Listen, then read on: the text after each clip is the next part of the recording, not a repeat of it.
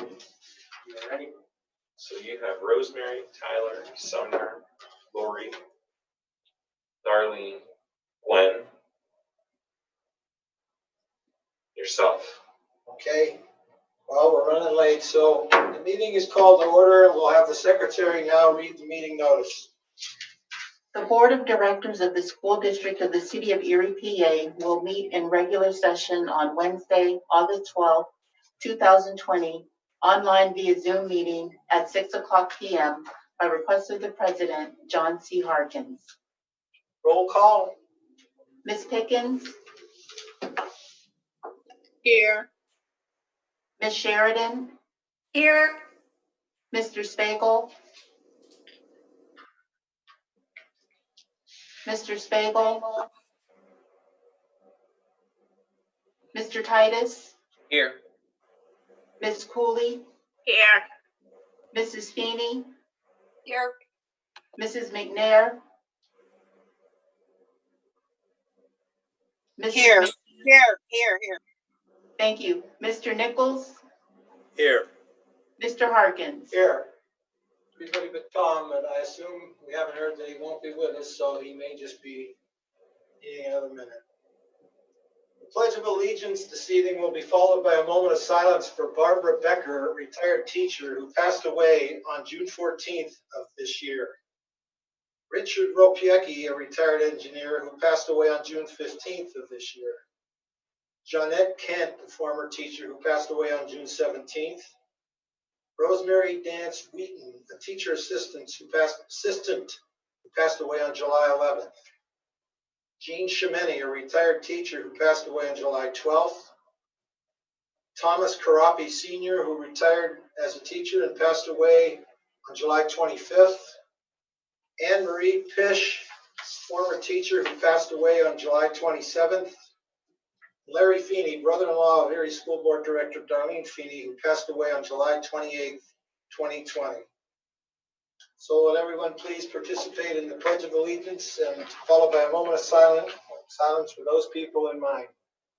I pledge allegiance to the flag Of the of the United States of America and and to the republic for which it stands, one one nation, nation, under under God, God, indivisible, indivisible, with liberty and justice for all.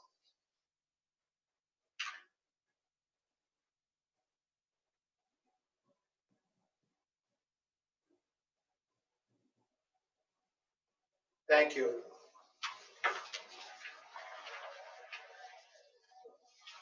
I announced that the board met in executive session on Tuesday, July 21st of 2020 via online Zoom meeting from 3:13 p.m. to 3:31 p.m. regarding personnel matters. And on Monday, July 27th of 2020 via online Zoom meeting from 12 p.m. to 12:52 p.m. regarding personnel matters. Again on Wednesday, August 5th, 2020 via online Zoom meeting from 7:31 p.m. to 8:35 p.m. regarding legal and personnel matters. And this evening, Wednesday, August 12th, 2020, we were in executive session via online Zoom from 5:39 p.m. until 5:56 regarding personnel matters. Next up is the report of the superintendent. Mr. Polito.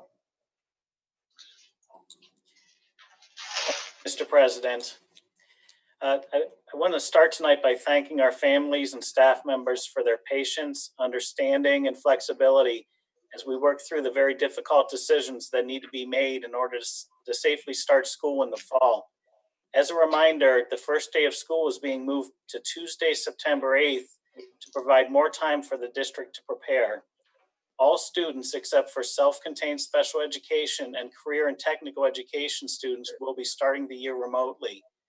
We recognize the challenges remote instruction will pose for many of our families and are committed to providing support in every way we can.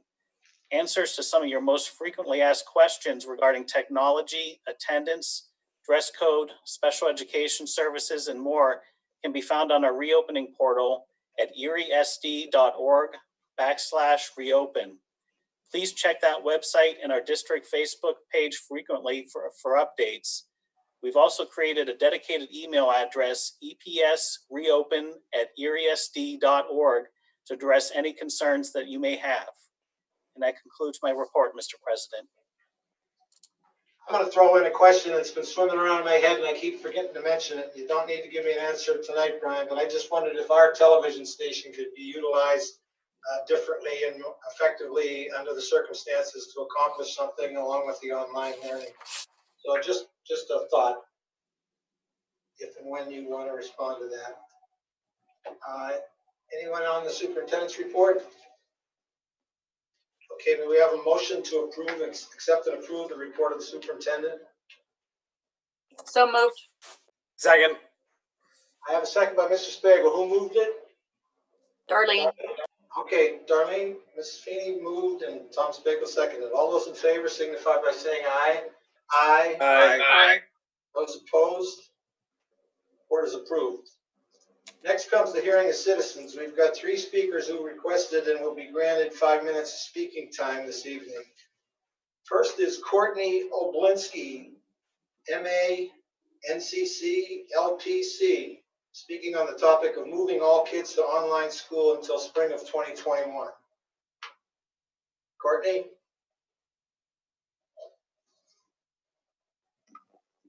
I'm here. I'm just having some problems with my connection. It's not working. Is this Courtney we're here? Yes. This Okay, is Courtney. Would you like to go to the next speaker and come back to her? can we go to the next speaker and come back to you, Courtney? Yes, go right ahead. All right, we'll come back to you. Next up is Norman Klazewski, speaking on topics of the district's plans for reopening and conducting proper education. Norman? Can you hear me? Yes. All right, so I had a couple of concerns. I guess the biggest one is, like my son, he'll be starting his senior collegiate academy, and there's the talk of, the online education and stuff like that.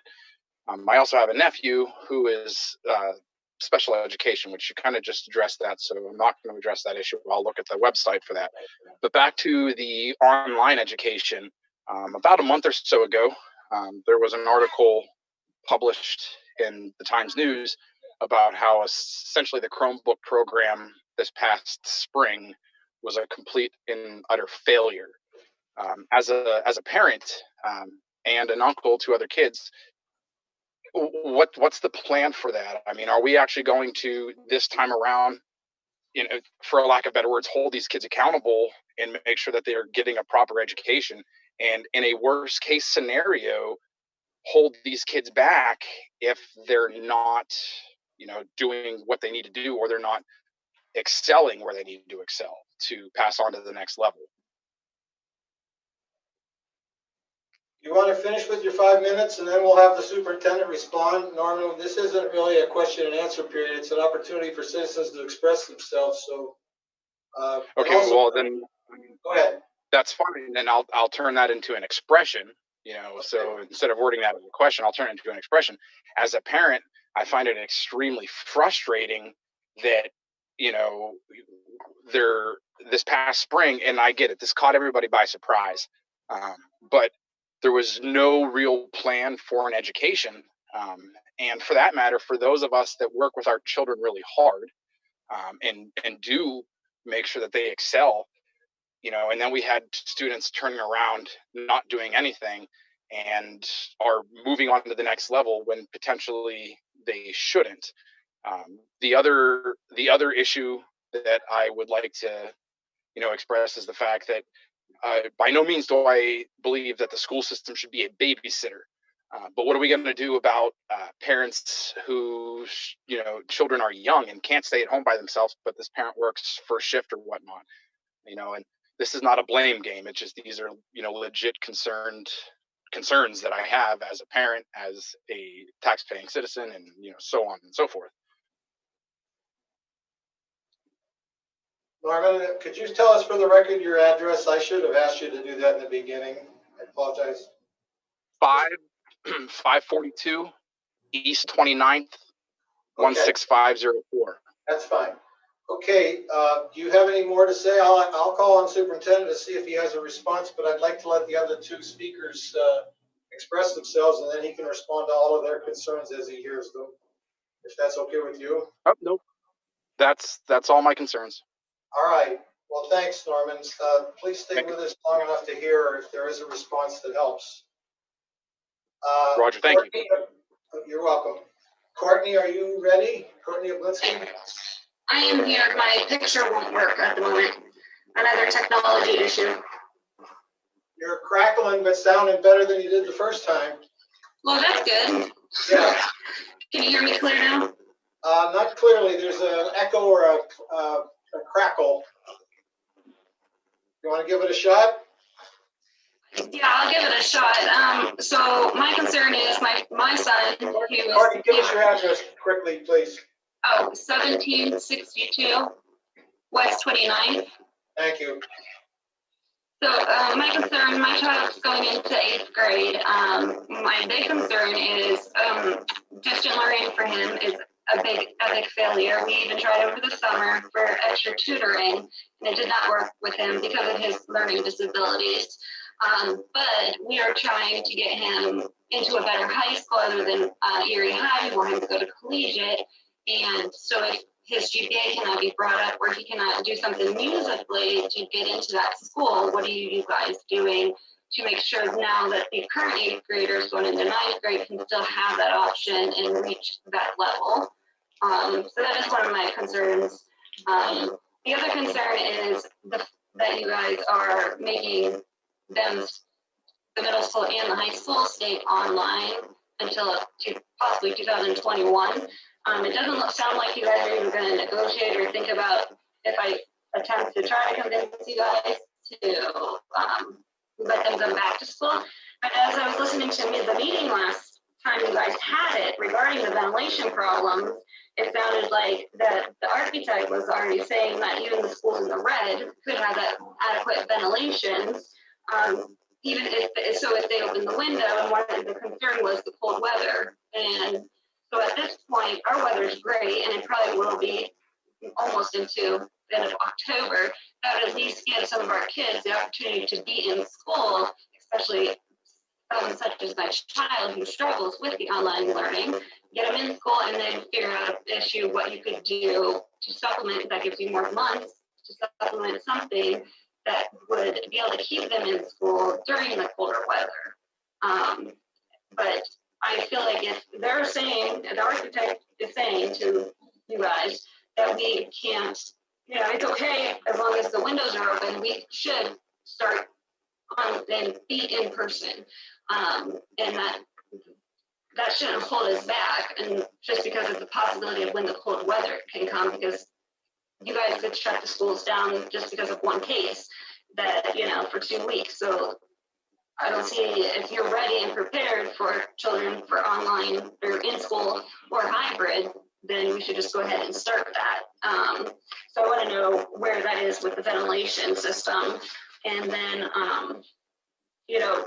when I was listening to some of the talk from the last meeting that you guys had, some of you guys, the concerns were transportation issues and temperature taking and things of that nature, where some of the transportation issues can be pretty easily, I think, solved if you think about it, because only 50% of the Erie parents want their kids to go to school.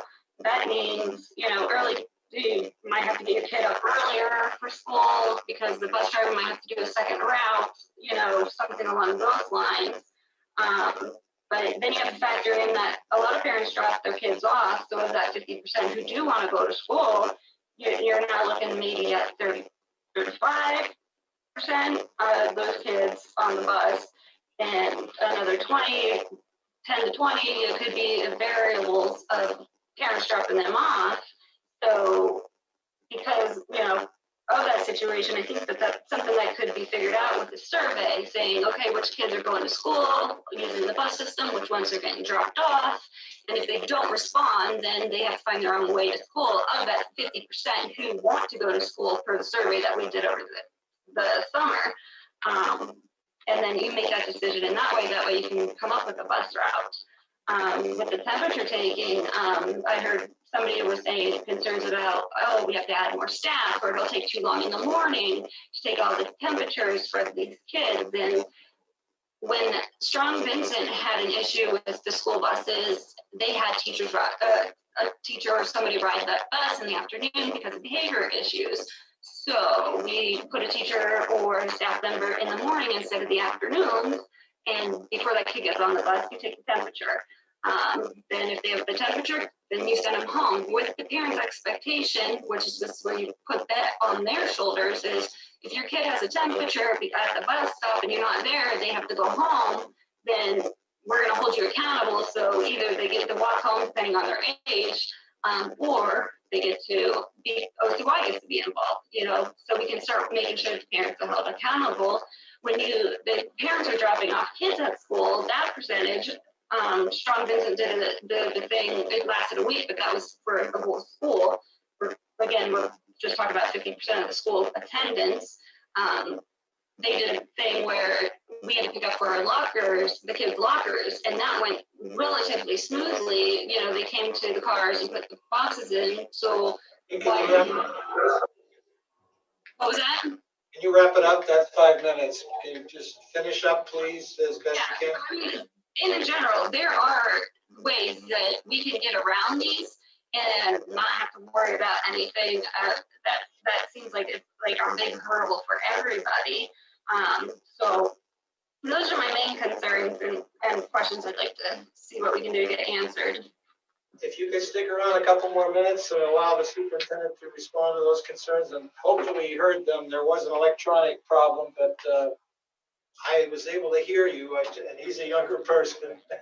I struggle sometimes. But anyway, please stick around, and as I told Norman, he'll try to respond to you if he can, and if he can't now or doesn't have the answer now, he can find a way through email or whatever to try to address your concerns. One more speaker. Okay. One more speaker has requested speaking time, and that is Melissa Hanna, speaking on the topic of fall sports. Melissa? She's not signed in. Not signed in.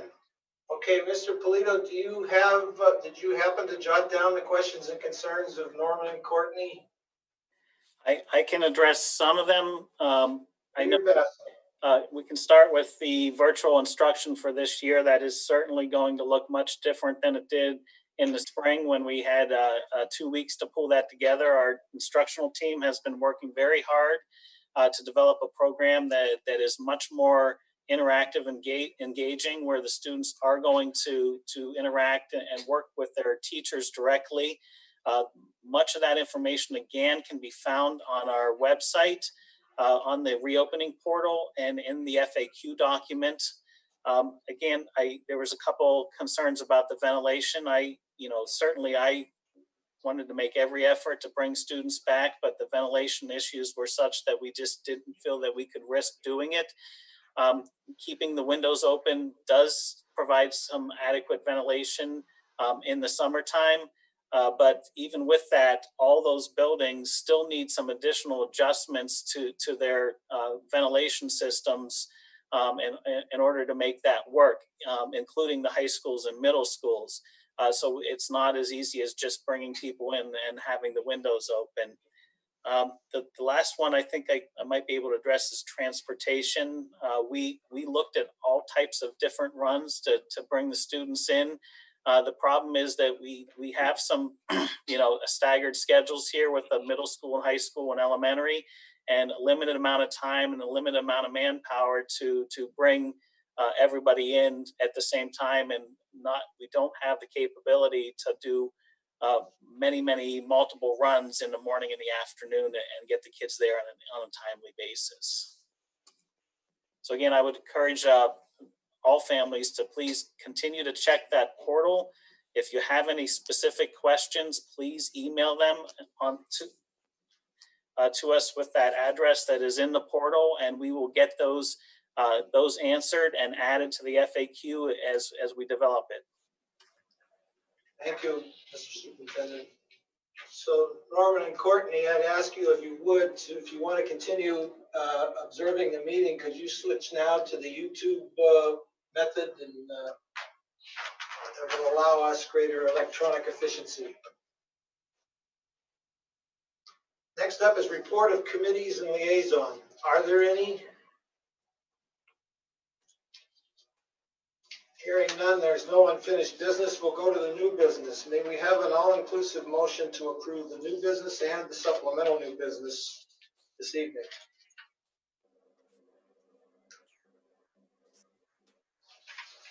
I'll move it.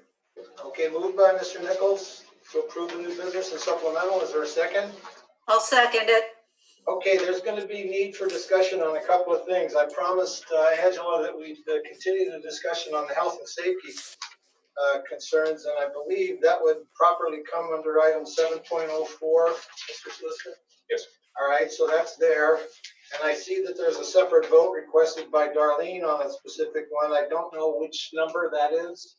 That falls under 8.01, which is the educational I see it. services agreement. I should have looked further. My mistake. I got that.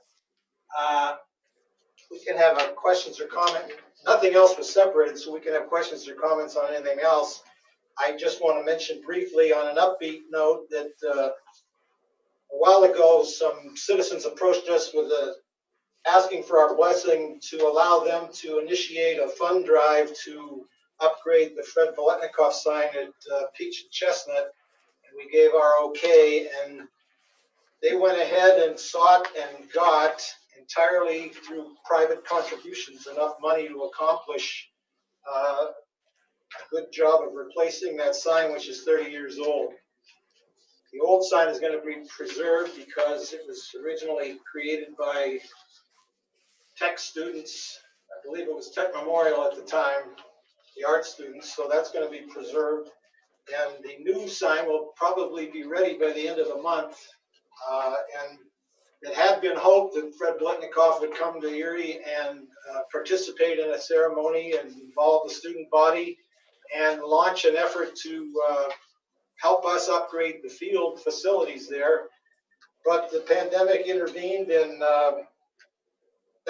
that's on hold for now. But in the meantime, if the end of the month comes and the start of school comes, the people involved with that raised the money would like to have some kind of an unveiling ceremony involving the students at Erie High. And I think Mr. Brockman told us we could have no more than 250 people. And one suggestion was to at least have the football team in uniform there participate in such a ceremony. But we have a few weeks to develop that. I just want to point out that amid all the difficulty and the challenges we have, that was a success story that these private citizens, entirely with private money, accomplished a good thing for the community and for Erie High. Is there any questions or comments on anything other than the health and safety item 7.04 of the supplemental or Darlene's separated item? Mr. President, Gwen? I had questions.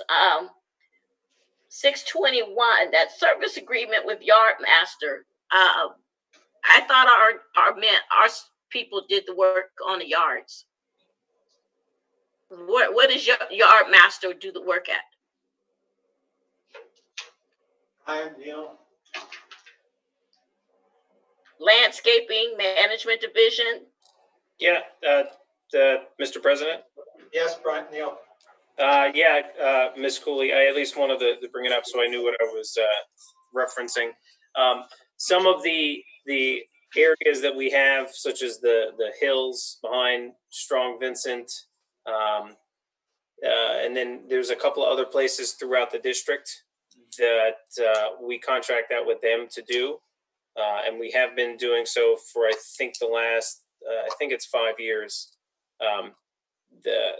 There are certain areas that become difficult for our machines and our laborers to do, not to mention during the school year, some of those areas still need to be maintained, and the individuals that we typically have mowing the grass are bus drivers and laborers, and they are often doing their normal day jobs such as driving the bus or other labor assignments. All right. Mr. President, while I have Mr. Brockman on, can I ask him regarding these service agreements with Erie Rise, Montessori, and our Benjamin Wiley? I thought First Student picked up a lot of their students. So what type of agreement are we in with them? So by law, we are required to provide transportation to the city, our students who are attending all the charter schools. The three that you see in front of you between Rise, Montessori, and Wiley, they go and they contract out their own transportation. However, since we are still financially responsible for providing transportation, we've entered into these contractual agreements with them, but we will reimburse them a designated per pupil rate for transportation. And all three that are there are for last year's and the services that were rendered. Thank you. Anyone else on any of those other items?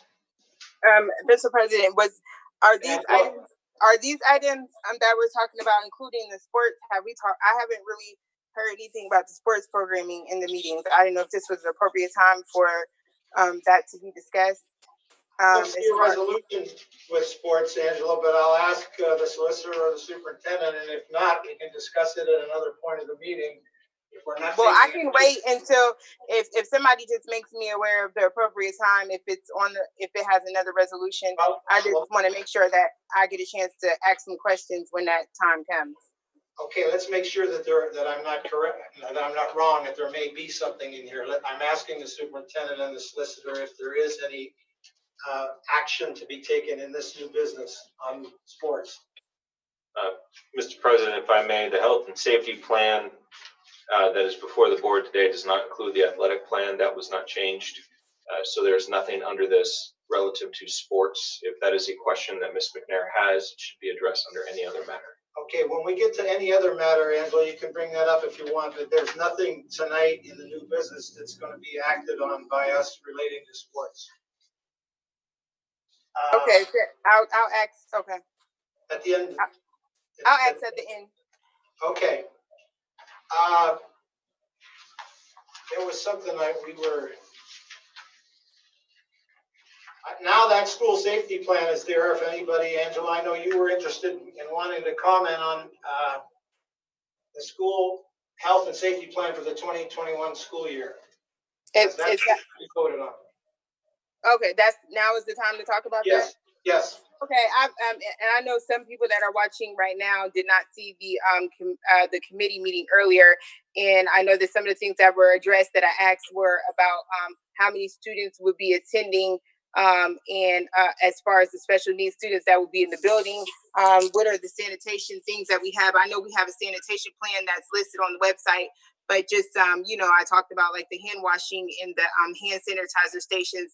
Also, what will be, the staffing model as far as the students that are going to be in the building, and also specifically which buildings. I know that it was said that that we're going to try to keep, the students in the buildings that they normally attend to keep consistency. I know that was addressed. And, just because a lot of people are watching the meeting now versus our committee meeting, even if Brian could speak like very briefly towards some of the things that he already addressed in our previous meeting just a little bit ago.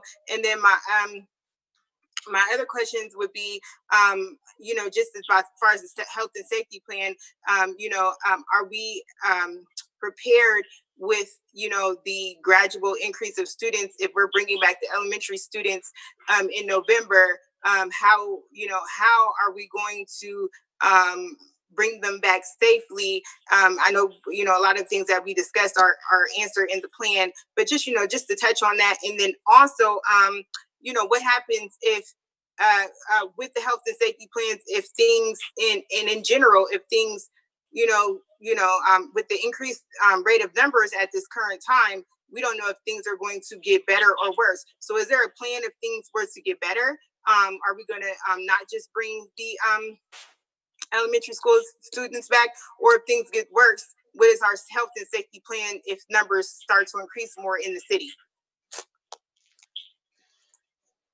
Brian,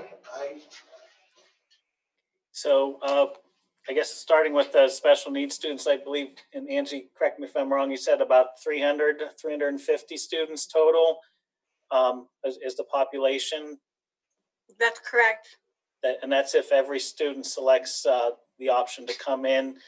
Certainly, we're going to ensure that we have the cleaning protocols in place that are detailed out in our health and safety plan, which again is posted on our website and in our portal. We're going to have, cleaning frequencies that are detailed within that, and the procedures have been spelled out in a document that the custodians have to sign off on it as they do that, so that we can monitor it and make sure that it's done on a regular basis. As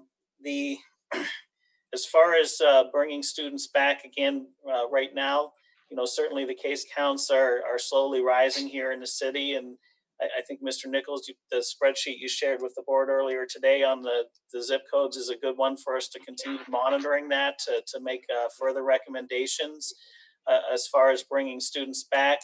If I could just share my screen for a minute, and I did forget to share this in the, Dawn, can I have the ability to share?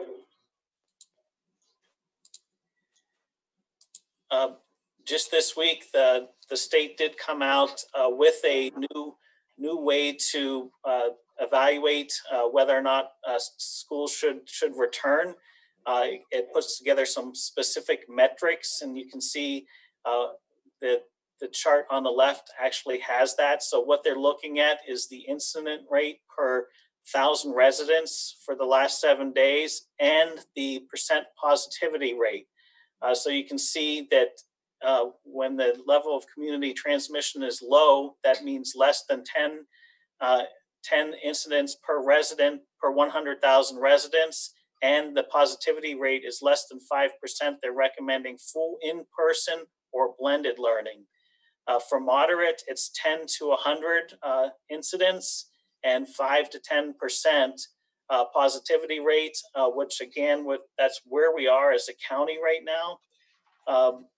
It's blended or fully remote, and then substantial is over 100 or 10%. So given that, again, I think we need to closely monitor that, in particular in the city, as we start to make decisions about bringing all the students back in November.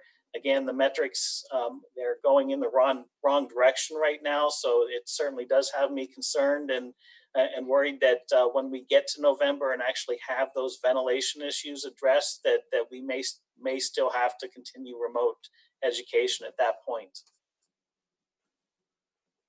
Okay. Mr. President? Darlene? Yeah, thank you. Brian, so when you said about looking at the city numbers, are we going to have the possibility to be able to do that, to look at our city numbers as opposed to what the governor's guidance is, that we were looking at the county positivity rate and some of the information that Sumner has been sending us? That would be very helpful, I think. Yeah, I really think look at the city numbers. The rates are much different than the entire county.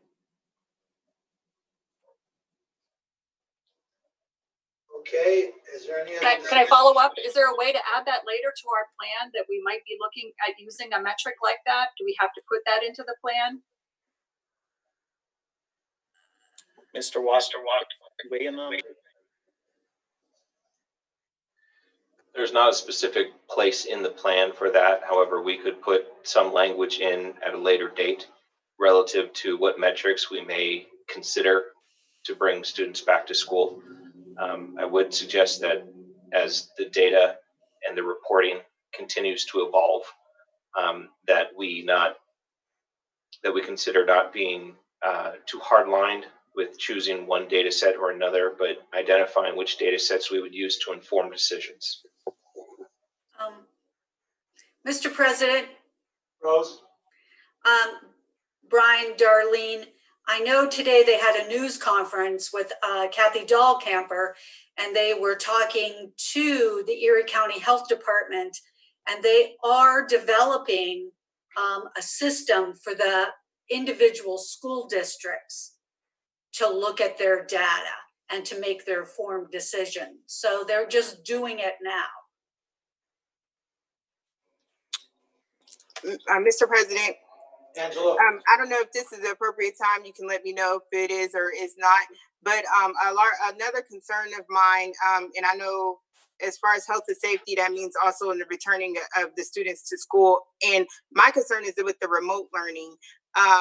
a lot of, and I know we've been asking these questions over and over again, and I know that, it's very difficult for, the administration to just keep addressing like all these issues. This is something that's just being presented to you, just like it's being presented to everybody else. So, I'm being understanding of every question not being answered every single time we ask one, because there might not be an answer right that moment, and that's understandable. But my question right now is, the Chromebooks and the things like that, the resources. So, are we prepared as far as the amount of Chromebooks that we need for each student and family, the amount of technical support? I know that we have a meeting with the child care community in regards to instruction and working with them, which will be a major thing for our school district, because a lot of students that are not planning on attending in-person instruction in the schools still do plan to bring their students to childcare during the day. And I know we will be meeting with the childcare provider community next week. It's something that I really, as being a childcare facility owner, and I know Gwen is also a childcare facility director, is something that's very important as far as the learning opportunities that we have. So my question is, have we considered, how we're going to address this? How we're going to address the students with disabilities who do not qualify necessarily to be in our buildings? How we're going to address their needs as far as education and everything that goes along with the in our plan. So there's just a couple questions that I have. Is just, how are we going to address the students that are not going to be in our buildings, and how are we going to partner with community organizations in childcare to make sure, like the citizen that spoke earlier said, to ensure that people are actually getting everything they need in the education that they need. I know that in the May that everything was just, everybody just, it was just something unexpected. But at this point, I think we had an opportunity to kind of think about these things and come up with a plan on how we're going to collaborate with, the community centers, the childcare providers, the Multicultural Resource Center, and the International Institute, and things like that, in order to provide support to make sure that our students are being provided the necessary support that's needed in order to log into these Chromebooks, get these lessons done, and understand them. Okay, Angela, I'll turn it to the superintendent, but I want to say to everyone, I proceed with the assumption that nothing that we do by vote is locked forever, and that we have been and will continue to be flexible and able to adjust and act should circumstances change on us at any time. That's how I proceed in my thinking, with confidence in the administration.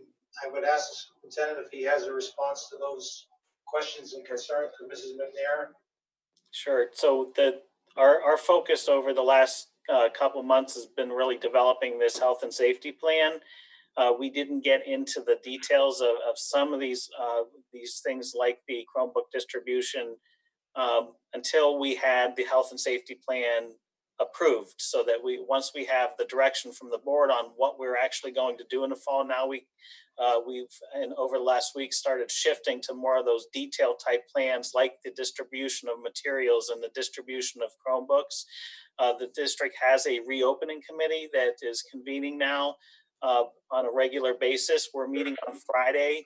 The plan is to talk about the distribution of those materials and finalize that plan so that we can put that in motion. We also have on the agenda a plan to provide support to our families, as well as professional development on the new systems. So we will have that starting to roll out here over the next week or two. And finally, for our special needs students, we do, like we did in the fall or in the spring, Angie and her team are reaching out to all these students, regardless of whether or not they're going to be in person or remote, and working with the families on ensuring that they have the proper resources and are being their educational needs are being met. And really, with a lot of these students, every need is different, so it's going to be on a more case-by-case basis. As far as community partners, we did have a meeting with the community centers earlier this week to start talking about how we can collaborate and work with them to support, their desire to open their facilities up to our students to provide a place for them to participate remotely. So we're working through all that right now. And, certainly I think we all have the desire to provide as many supports to our students as families as possible. So those plans will develop here over the next couple weeks as well. Is there any other discussion on any of the other supplemental or the actual new business of the school district minus the separated item that Darlene separated? Mr. President, Gwen. I'm not really sure why we're really rushing this, because in watching the news and studying other school districts who have opened and had in-person instruction, they've had spikes. They had to close down because they thought they were doing everything CDC told them to do, which they were. But when the students got together, you had instances where it spiked. You had 90% increase in children in July who had an increase with the virus. I do understand that we're working hard and we want to get the kids back in school, but are we sincerely ready? Ventilation and everything is a big concern. Teachers are hesitant. Some parents are hesitant. And I know we're working on the side of caution. We're doing everything that we can, but have we prayed on this? Have we really sincerely looked at, are we putting our children in danger for the sake of getting them back in school? And what are we doing about the Eagles Nest? They are still part of the Erie School District, and I'm not hearing how we're addressing their situation because their classrooms, their facilities don't have the space to spread out. Brian, do you have a response for? I can address Eagles Nest. We did meet with that team earlier this week. Just like our other buildings, they are going to start remotely as well, with the hopes again of, if the ventilation is improved and conditions improve here in the city, that we bring the elementary students back on November 4th. As far as their space, the classrooms are tight there, certainly, so they're not going to be able to have all the students in the classrooms, but they have a number of other facilities on that campus that they can use to social distance if we decide in November that we're ready to bring elementary students back.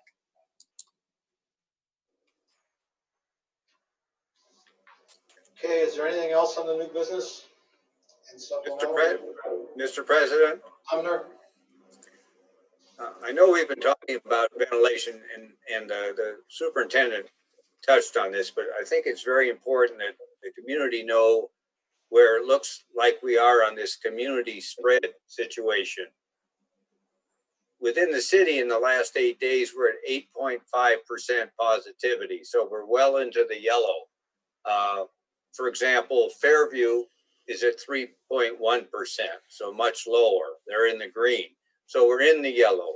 The entire east side from the lake to Mill Creek is in the red currently. So it's a changing situation. It got worse in the last week.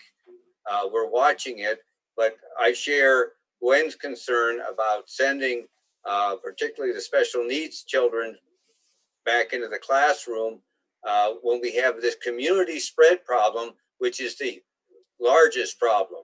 The new guidelines, which were just shared with us, show that in the yellow, you could possibly still have classes, but in the red, you're not supposed to. And we're fairly close to the red.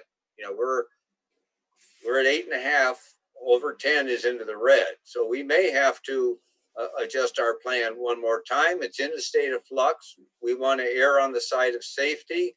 I am hoping that we can get the assistance from the health department, which we haven't received to date, as far as perhaps testing our entire staff before these children come in. Also, perhaps testing all the children that come in. because we are a huge source of community spread, in that there will be a lot of people in relatively small areas. Unlike a nursing home or a prison, these children then go home. So it's a huge risk to the community when we do open the schools. We're well aware of it. We're trying to deal with it. And it's been difficult for all of us. But I did want to point out, we are in the yellow at this point. So it's something we have to be on our guard as to, once again, we may need to adjust our plan. Thank you. Thank you. Mr. President, Darlene? thank you. So going along with what both Gwen and Sumner said, and we have talked before about the fact that this plan is flexible and that we can make adjustments to it as necessary. And both the points that they brought up are adjustments that I think we would need to make, and that would be necessary if our positivity rate stays where it's at. What is the process for us in making those changes as we move forward? So if we know that, maybe as board members, we will be more relaxed and able to support the plan as it is now, knowing that moving forward, we can make changes. What will that process look like for us as board members? Well, I'll jump in first to suggest, Darlene, that I think our administration at every level, and our faculty and our staff will be noticing things, noticing needs, noticing things that are or aren't working, and bring them to the appropriate person's attention, who would then ultimately bring them to us if we find that what we've set in motion isn't the best thing. That's just something I proceed with confidence, that these are caring, capable people. But with that, I'll turn the question to the superintendent. Well, I guess I'm a little unclear on what you're looking for, Ms. Feeney. If you want us, are you talking about maybe additional meetings or? The concerns that Sumner brought up. So if our numbers stay high, what it's not, and I just asked this earlier, it's not really in the plan. How are we going to approach that? What is going to be the procedure for us as board members to come to the administration and say, we are very concerned, can we come back to you and relook at this plan? Is that all simply what we have to do? I guess. I think that would be. It's all new to all of us. So what will the process be? Yeah, certainly. I've always asked board members to call with questions and concerns. I like to at least keep my pulse on where everybody is, so us as administration can adapt our plans and again, stay in sync with what the board's wishes are. So again, I would encourage you to continue to call me with concerns on that. The other thing that I could propose, we did talk about having another special meeting here at the end of August to kind of make that decision on I think we were looking at maybe the 26th. So if we wanted to have another meeting just to review all of this one more time before we actually bring some of these special needs and CTE kids back, we certainly could do that and then have a further discussion based on the data that's available at that time. Okay. Mr. President, I think that's a great idea, and I would move that we do tentatively schedule an August 26th special meeting to reaffirm the plan. I think to be flexible, Sumner, let's just get nearer to them and let him keep his promise to us that he'll monitor it and bring that and request a meeting from us. But if we lock into a meeting now and things change in 2 days, we may have to do something different. So I'm just asking for flexibility to go 1 day at a time and see where things take us. But tonight we're just setting a plan in place so the parents know where we're going as of this snapshot moment. It's already been modified from what the superintendent originally brought to us. So they're showing flexibility, and I'm asking us to. And that's not to say I would agree to withdraw that motion. I agree with all right. Thanks, Sumner. Okay. Are we ready for a vote on the new business and the supplemental? This will be on everything excluding Darlene's separated item. Mr. Roll call. President. Gwen, you spoke twice. If you can say something real quick, I'll bend the rules because I am asking for all of us to be understanding. I just want to know, what does the dress code policy fall in? I believe that I see the code of conduct. 702. 702. If you have a quick question, I'll show my flexibility. Go ahead, Gwen. Go ahead about the dress code. It's 702. All right, thank you. Mr. President, I'll ask it for her. I don't know if I spoke twice, but that was something that you did. But you did answer. The question would be if since she don't have another turn, I'll ask for her. Is that what is this? I know a lot of people have been asking because I wasn't aware that we had a dress code adjustment until I saw it on social media. So we did talk about this at a recent meeting. Oh, well, I didn't. Well, I must have missed it because I didn't see it or understand the full content of it until I saw it on social media. So my question would be is, I know a lot of students and parents, I understand that there needs to be some type of discretion. You can't show up at a Zoom meeting, with nothing on or like with, inappropriate things on, but I know there is, and also, but just, I don't know, I saw some of this, there were some questions about the stipulations and how would it even be enforced if a student was to show up in something that wasn't on the list, that was on the list to not be worn. And also, there was question about in-person students, will they still be required to wear uniforms? Will they still have to wear the normal uniforms, or will there be some relaxed dress code for the special needs students who are going to be doing in-person learning? And also when it comes down to November 4th, will there be some type of relaxed dress code, seeing as though some parents have, we're unsure about school shopping and things like that. So. Back to Gwen. Gwen, did you have a specific question about the dress code? Well, Angela did touch on some of it because some concerns were, how can we tell parents what to tell their children to wear in their homes? I understand the appropriateness of the top, because when I'm in a Zoom meeting, all you see is from my waist up, my top. When you come into my house, everyone takes their shoes off. So you walking around my house, you're barefoot or you're in some type of slipper. And that was in the dress code. I'm just looking at how can we enforce some of these things that we have in there as far as virtual learning. Is there someone in the administration that would want to concisely revisit the dress code discussion that we had recently? Answer these questions, hopefully. Teresa, do you want to go ahead? Sure. So Ms. Cooley, Ms. McNair, we suspended letter H of the dress code policy. And that's actually in the board minutes for your review. We are keeping the general rules regarding student dress. So we make sure that what students have on is appropriate for the virtual learning setting.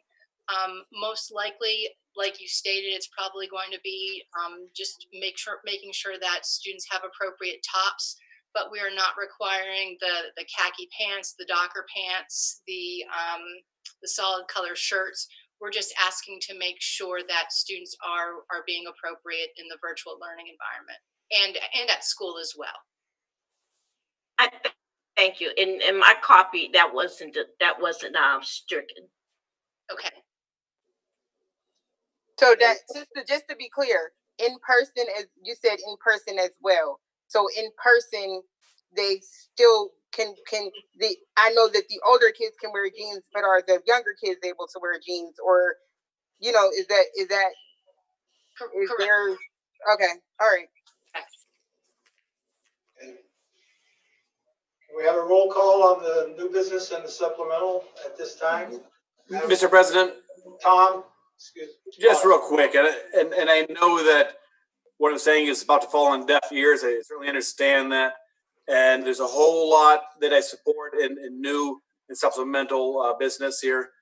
But of course, I have a whole lot of consternation with the students not going back. I agree totally with what Tyler was saying about, our children are under a great deal of stress for a number of reasons. And a lot of that would, in my opinion, would be alleviated by going back to school. I know I'm just speaking for the sake of speaking at this point, but I just have to let it be known that I do not support the health and safety plan as it is. But there's a whole lot of work that I appreciate Brian and the whole staff has put into it. But I do think their students should be going to school at parents' discretion. And I think that we are being, and in my personal opinion, irresponsible in our mission and in our goal to educate Erie. I really do think those children that are at the lowest income and need the highest amount of help with their education will be receiving it the less for a number of reasons. And I just am not supportive of that one particular piece. I am supportive with all the rest of the issues on both 6 and 7. So thank you. Thank you. Madam Secretary, please take the roll. Ms. Pickens, Yes.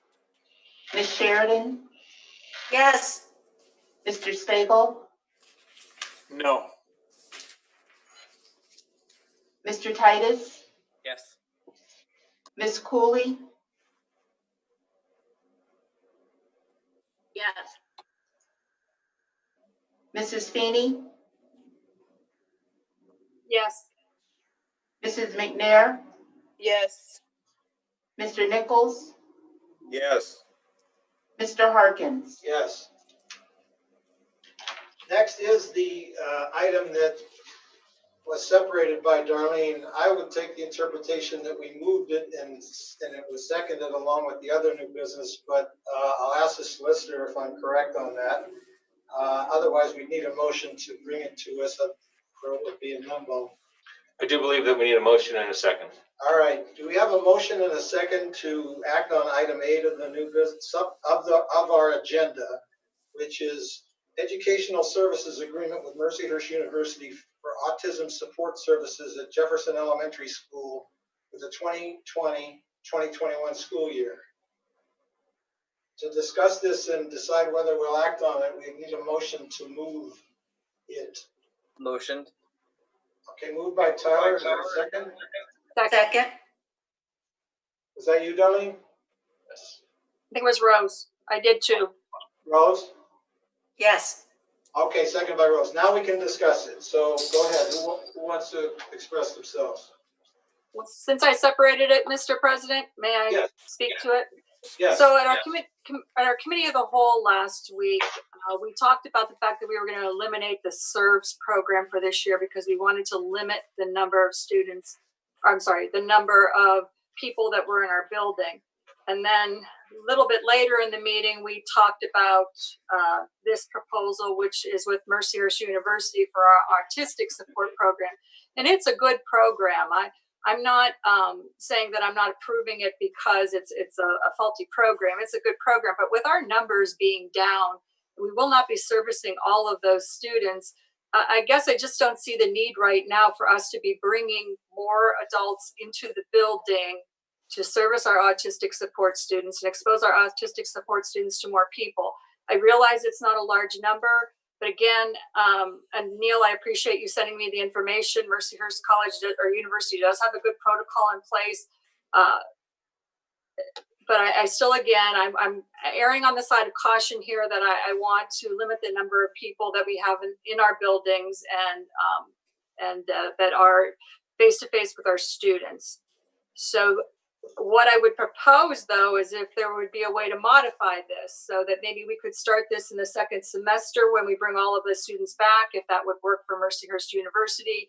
I know that I believe they're on a semester schedule now. They used to be on a trimester. I don't know if anyone knows that, but that's why I was suggesting that we bring them back in January.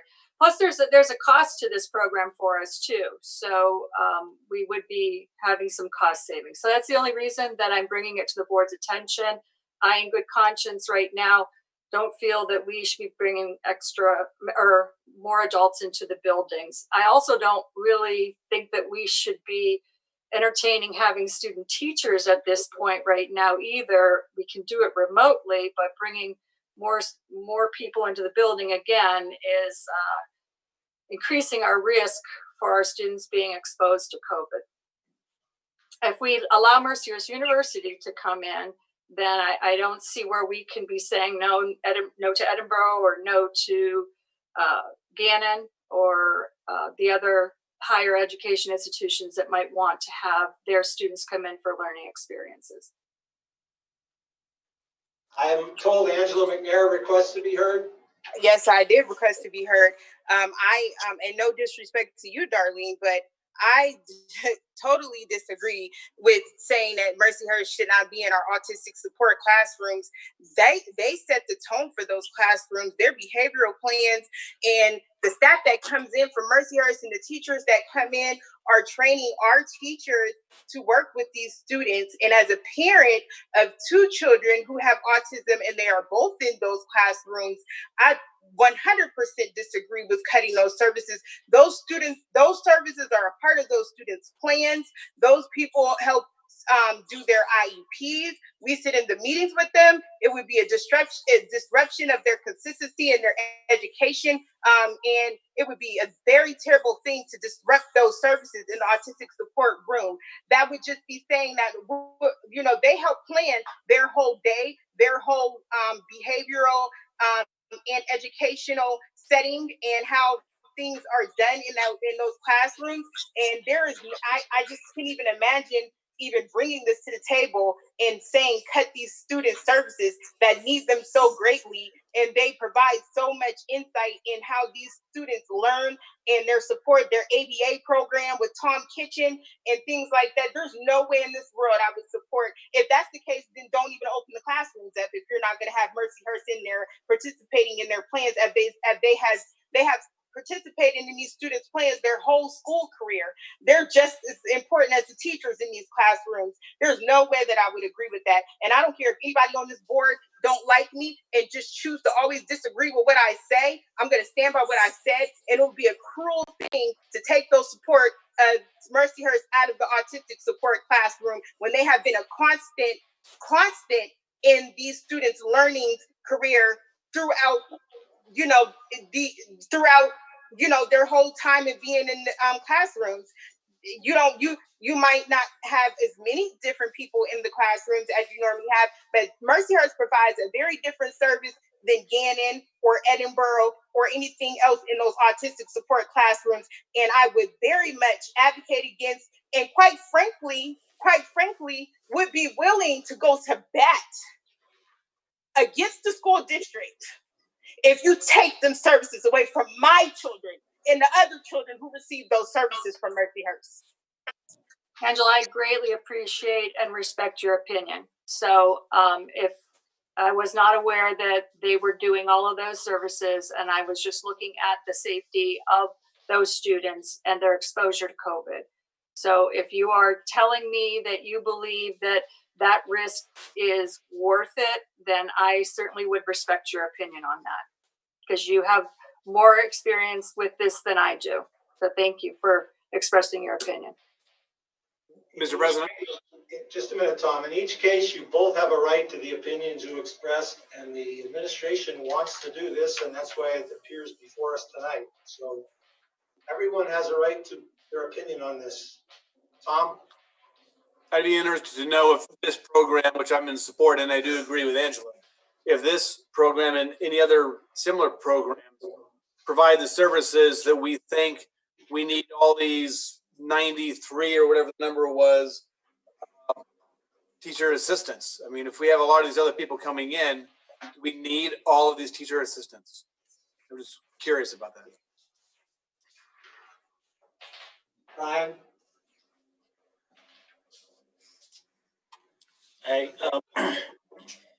Again, I think that's something that we're going to be discussing a little bit later in executive session.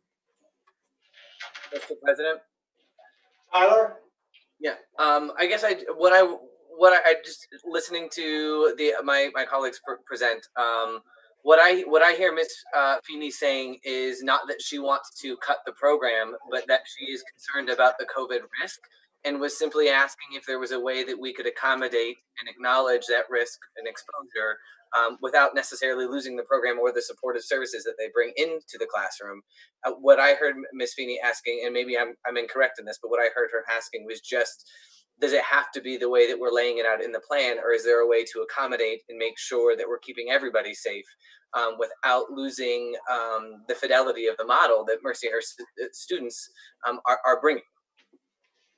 Mr. President, let me just, this is my second time and I'm gonna make it count, okay? You don't make any sense to me. You make zero sense to me, none.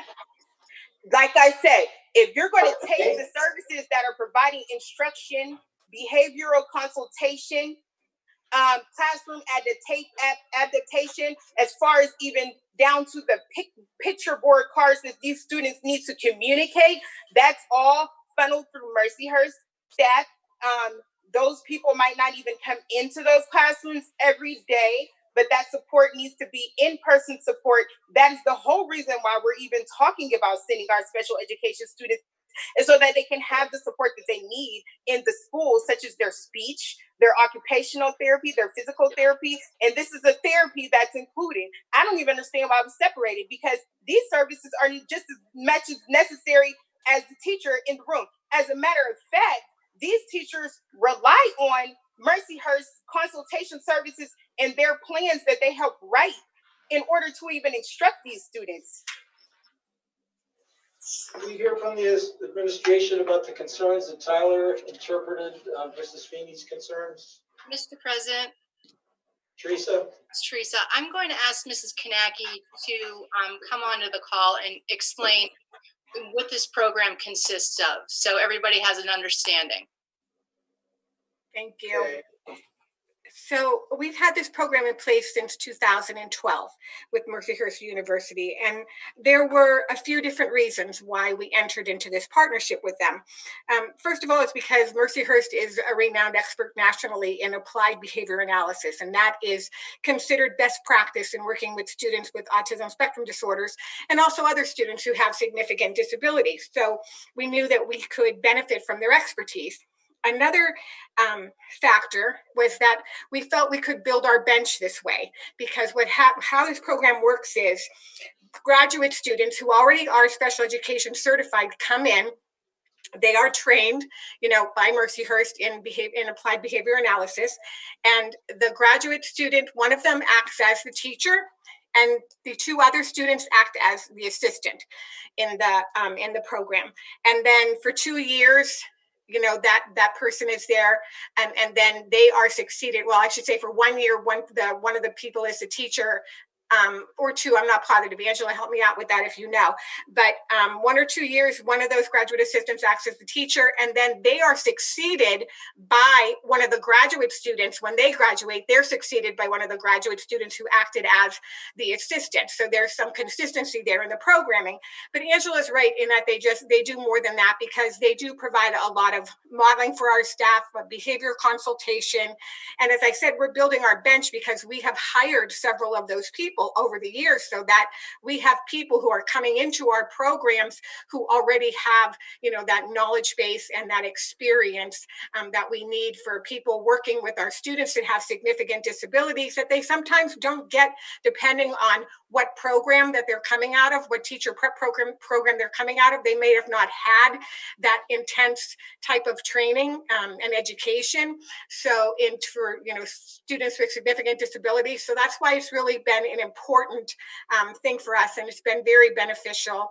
I wanted you to understand that this just wasn't beneficial just to Mercyhurst because they have a placement for their graduate students, but it's been very beneficial to us as well, and to and to our students and our families, and it's very highly valued.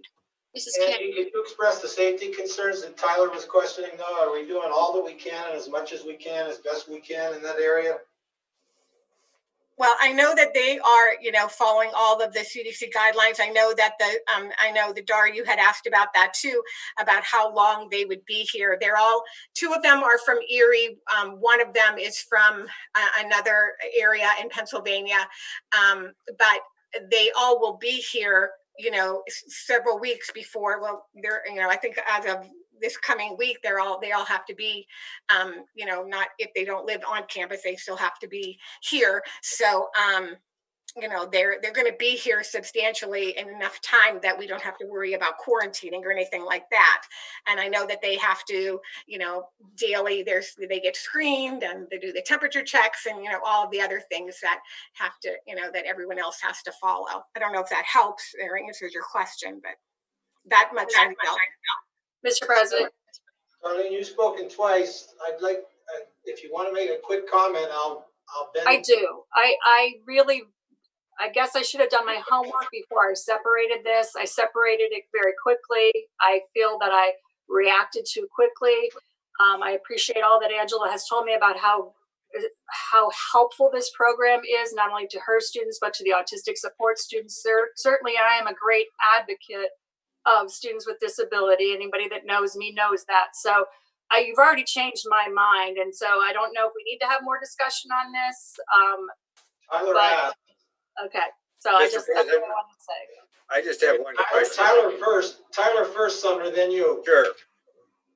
Thank you, Mr. President. I just wanted to clarify, again, I wasn't recommending or advocating the removal of a program that's helping vulnerable students. I was merely making sure that we're all doing the best that we can just about the safety precautions, because we will have some control over who can come in, but we won't have all of it. And I think, just as with all the moving parts, that sometimes it's just helpful to hear out loud, do we check all the, dot all the I's and cross all the T's? I wasn't advocating to remove any programs that support our vulnerable students, but I do think it's advantageous of us with a district in the middle of a pandemic to make sure that we just sometimes hear some of these things out loud.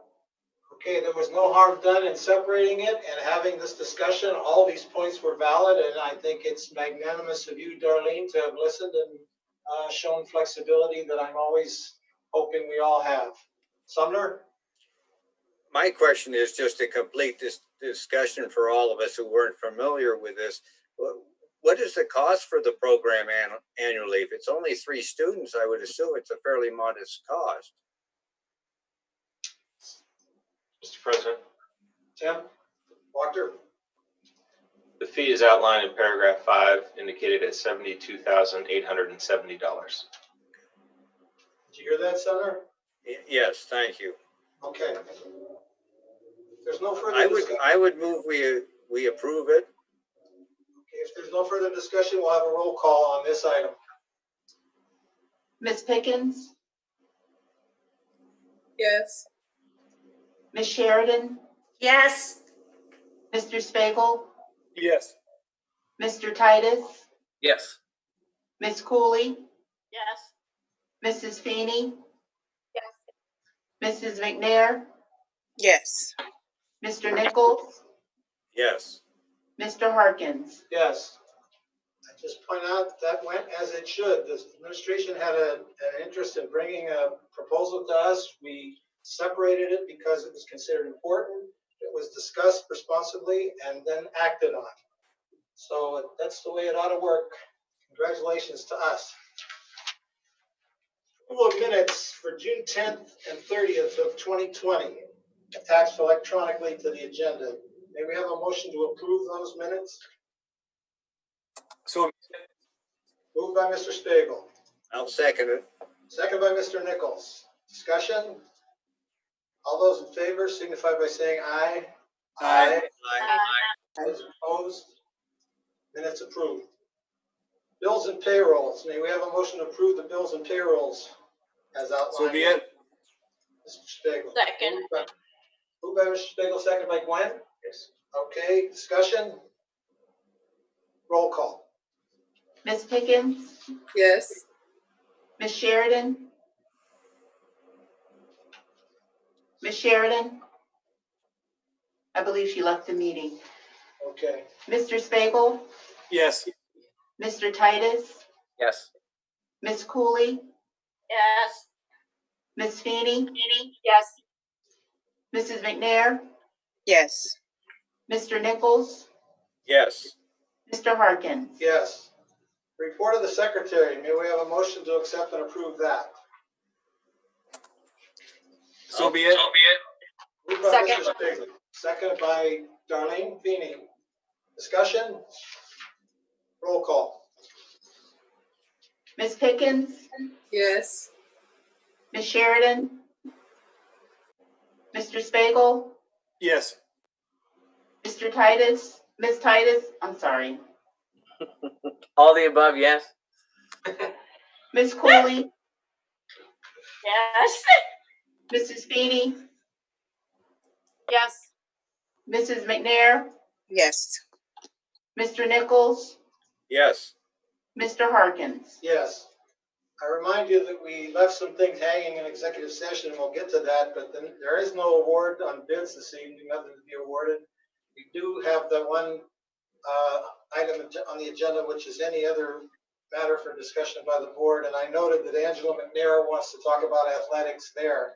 So we're at that point, and keep in mind, we have to stick around a little while to complete the executive session that we began 2 hours ago. So, do you want to talk about athletics? I just wanted to ask some questions because I know that we've been doing great work as far as addressing even reopening the schools. But now that we have gotten to the point where we have came to an agreement on that, I wanted to just discuss athletics. I know that teams have been practicing. I know that I saw where the PIAA has said that there was to be no supporters in the stands or things like that. So I just wanted to know, was there any information, besides, what's been out in the media that we should know about our sports programming? Is anything not happening? What are the changes in our sports program? How are things going to be as far as practices and games and things like that? Because we haven't discussed that at all. And now that we know that how we're going to handle the school year, I think that we need to have a little bit of enlightenment on how our sports programming will happen and occur for the beginning of the school year. So Go ahead, Brian. So the board did pass our athletic health and safety plan last time, which details a lot of the social distancing and safety measures that we put in place. It was developed in conjunction with the athletic directors from the entire county so that we were consistent as a region as far as what we were doing. With that in place now, we have been doing just the skills and drills type of training to limit exposure and maintaining that work outside. We're not allowing anybody into the buildings. We're not opening up our weight rooms. All that's happening outside. At the last meeting, I did express concerns with the contact sports, and I believe that my counterparts in the other districts in the area have the same concerns. Now that some of the college sports are starting to cancel their seasons, and with Governor Wolf coming out and saying we shouldn't start until January 1st, I think that, more than likely that may be what happens. So I think, and with the PIAA actually postponing things for 2 weeks, that gives us a little more time to see if they actually cancel the seasons or the fall season for us or postpone it further. If they don't, I think that's something that we need to, as a board, have a discussion about before we enter into any type of contact sports season or any games of that sort. Thank you. If you can just keep us updated, because a lot of families are really concerned. Coaches are, asking questions, and even myself, I just wanted to know, even for my own knowledge, is how we were going to handle that. So any updates or any changes, if the state changes anything, or if we have to come up with some ideas of our own, just can you please keep the board informed? Absolutely. Okay, is there any other matter any other board member has they want discussed? Okay, we have a motion to adjourn this meeting with the understanding that then we'll take a slight pause and resume our executive session. Is there a motion to adjourn? I make motion. Moved by Mr. Nichols, seconded by Mr. Spiegel. Seconded by Mr. Spiegel. All those in favor signify by saying aye. Aye. Aye. Those opposed? Meeting's adjourned. Take 3 or 4 minutes and we'll resume with the executive session. There were 2 or 3